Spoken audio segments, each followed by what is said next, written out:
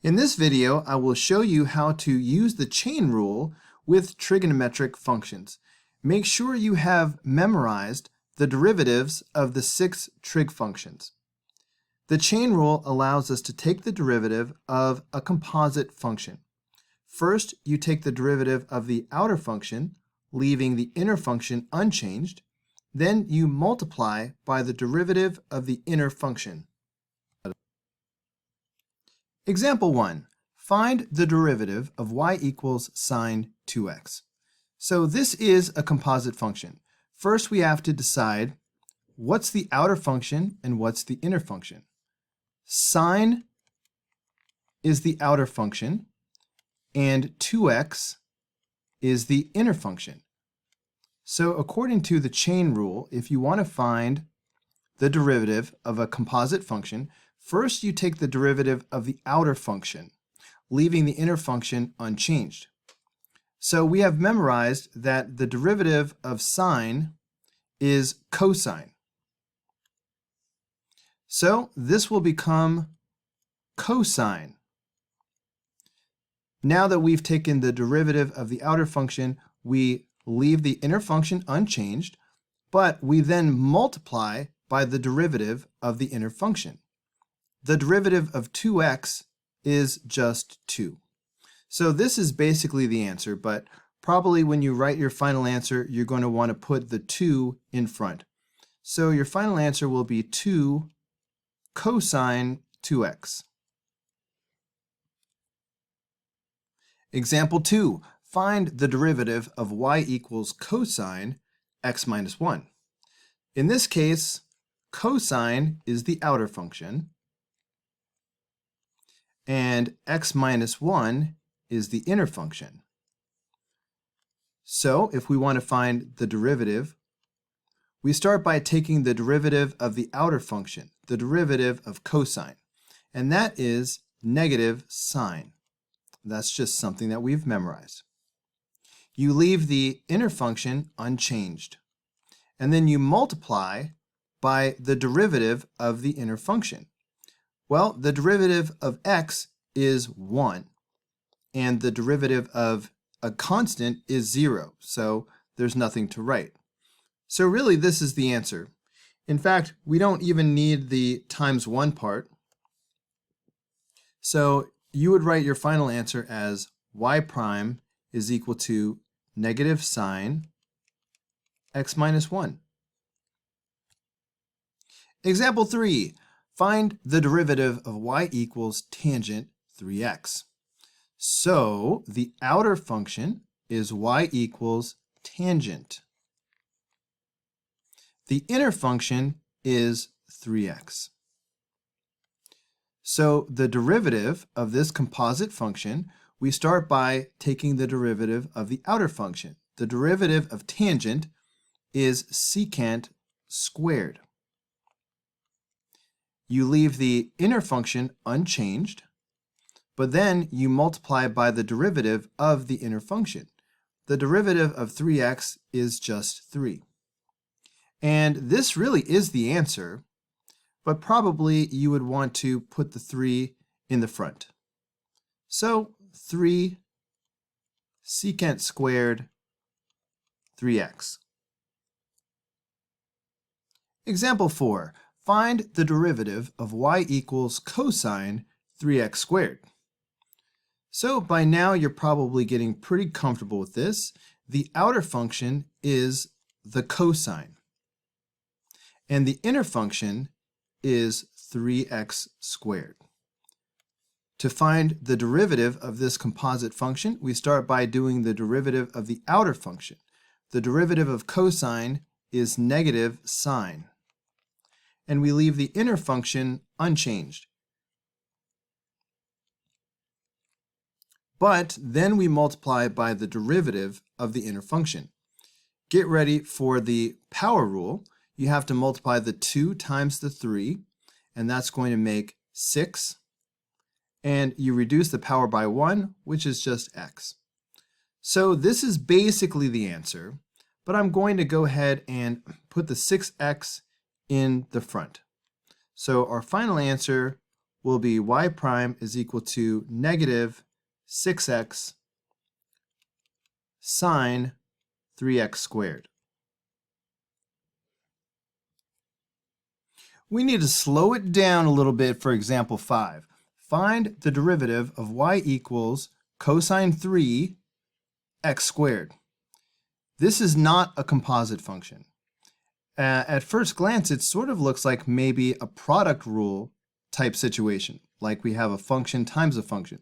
But if you look a little bit more carefully, you'll notice that this part, the cosine part, has no variable. It's not a function at all. It's a constant. So we're going to treat the cosine 3 like any constant.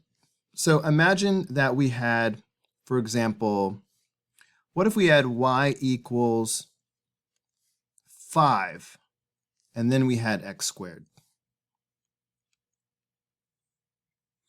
We would just use the power rule, wouldn't we? So we would have y equals, we could leave the 5 here for a minute if we wanted to. We could multiply 2 times 5 and get 10, but I'm just showing you the pattern. And for the power rule, the 2 would come in the front, and we'd be left with x. But notice how the constant just sort of gets to sit there. That's what's going to happen with the cosine 3x. So we're going to wind up having y equals, now the cosine 3x is just going to sit there being a constant. As we go ahead and do the power rule with x squared, just like I did over here. So I'm going to end up with 2x once you do the power rule. So this is basically the answer right now. But you're probably going to want to put the 2 and the x in the front. So the final answer will be 2x cosine 3. Example 6. Find the derivative of y equals cosine 3x squared. So first of all, I need to emphasize what this does not mean. A common mistake, students will see the squared, and they'll think that we're looking at y equals the cosine of 3x, and then somehow all of this is being squared. That is not the case. When they want to show that the cosine is being squared, they put the 2 right next to the cosine like this. This is how it will look if it's really supposed to be cosine squared, meaning cosine 3x times cosine 3x. All right, the squared will be here, but it's not. The squared is outside at the end. That means cosine is the outer function. And we have this 3x squared as the inner function. Before we use the chain rule, let's simplify the inner function a little bit. We have 3x quantity squared. There's no reason why we can't go ahead and square that. So the outer function will be the cosine. We'll just leave that for now. We're not doing the chain rule yet. We're just simplifying the fact that 3x squared is 9x squared. In other words, 3x squared means 3x times 3x. So of course that's going to be 9x squared. So now we are ready to do the chain rule. If you want to find the derivative of this composite function, we first take the derivative of the outer function, and the derivative of cosine is negative sine.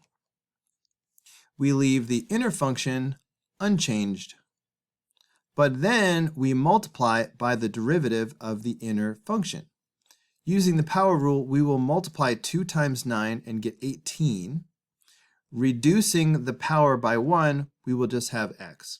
So this is basically the answer, but we will go ahead and put the 18x in the front. So the final answer will be negative 18x sine 9x squared.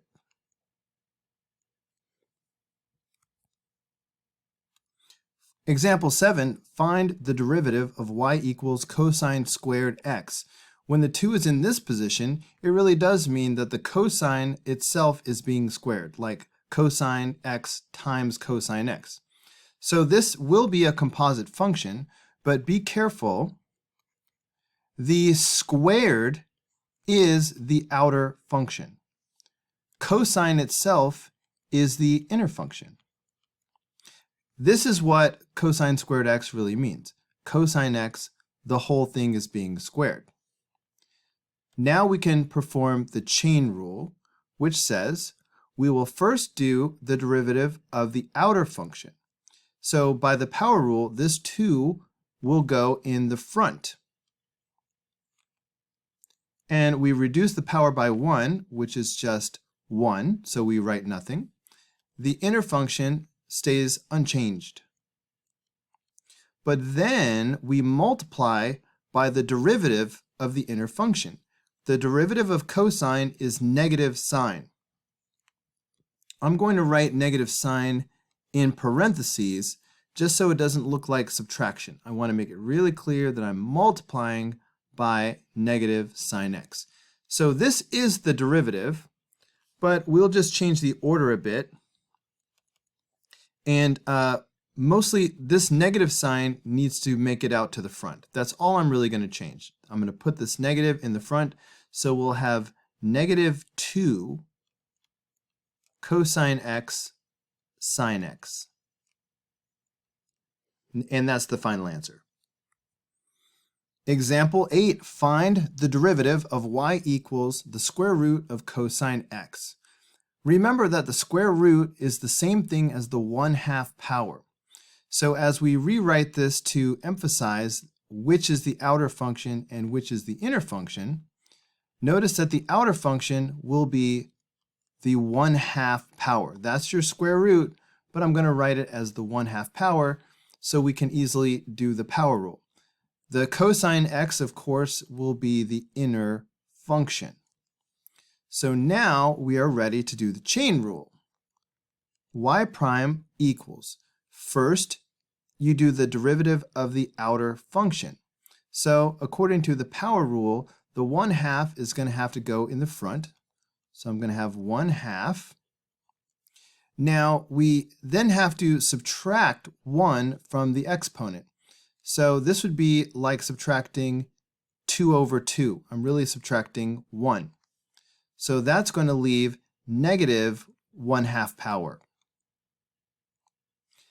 The inner function remains unchanged. But then we have to multiply by the derivative of the inner function. And the derivative of cosine is negative sine. And again, I'm just putting it in parentheses to make it clear that this is not subtraction.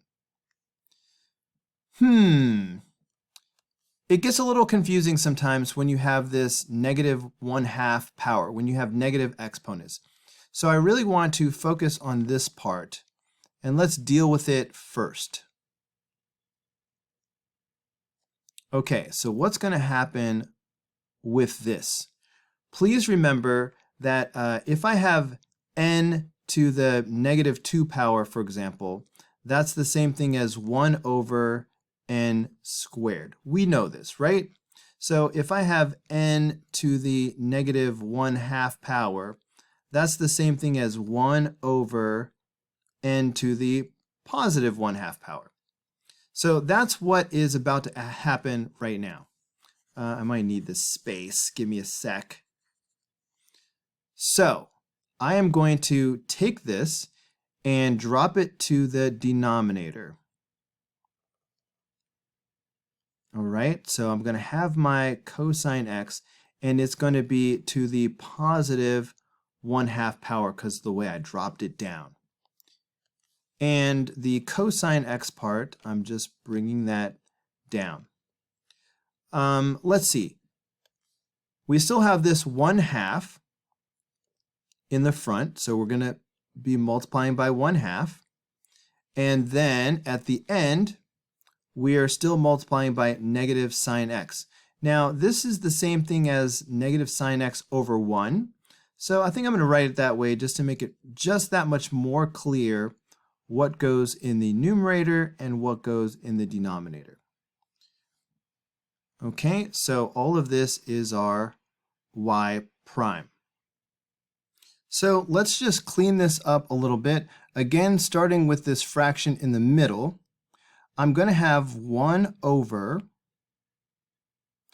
cosine to the 1/2 power. Let's go ahead and convert that back to square root. The 1/2 power, it started off as a square root. Let's put it back to square root. So the square root of cosine x. So that's the middle part. So we've still got this 1/2 in the front. But when you multiply by 1/2, 1 times 1 is 1, so the numerator won't change. The 2 is going to multiply the denominator. So I'm just going to end up with a 2 in the front like this. Now we still have this negative sine x over 1. The denominator is 1, so that's not going to affect the denominator at all. This negative sine x is just going to end up multiplying the numerator. So really, negative sine x times 1 is just going to be negative sine x. So our numerator will simply be negative sine x. And this is the final answer.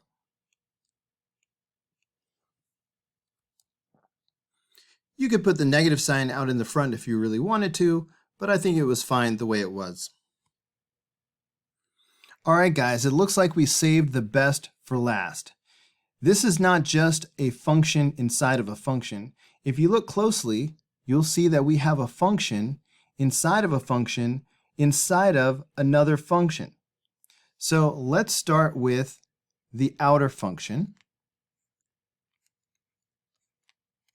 And the outer function is just the cubed part. So this really means that we are cubing all of this. So that means we have an inner function that is the sine function. But as you can see, the sine function in turn has something inside of it. It has the 4t, which is a third function. So we have the outer function in blue, an inner function in yellow, and then another inner function in red. This is going to work out fine with our chain rule. We could just keep going another function inside of another function inside of another function as many times as necessary. So watch how this works. All we have to do is work from the outside in. So we will start with the outer function and take the derivative of that. By the power rule, this 3 is going to end up in the front. And then we need to reduce that power by 1, so it'll be a 2. The inner function remains unchanged. So we will have the sine of 4t. But next we have to multiply by the derivative of the inner function. Start with the yellow function is the next most inner function. So the derivative of sine is cosine. And for now, the 4t remains unchanged.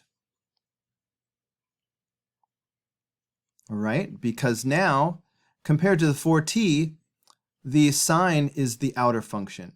So we took the derivative of the outer function and left the inner function unchanged. But then we take the derivative of the inner function. Now it's time to take the derivative of the 4t. And that's going to be 4. So you're really looking at the final answer. Just notice that we had to take the derivative of each function in turn. First the blue, then the yellow, and then finally the red. So I'm just going to reorganize it a little bit. The 4 is going to end up multiplying by the 3 and making a 12. That's really the only change that I'm going to make.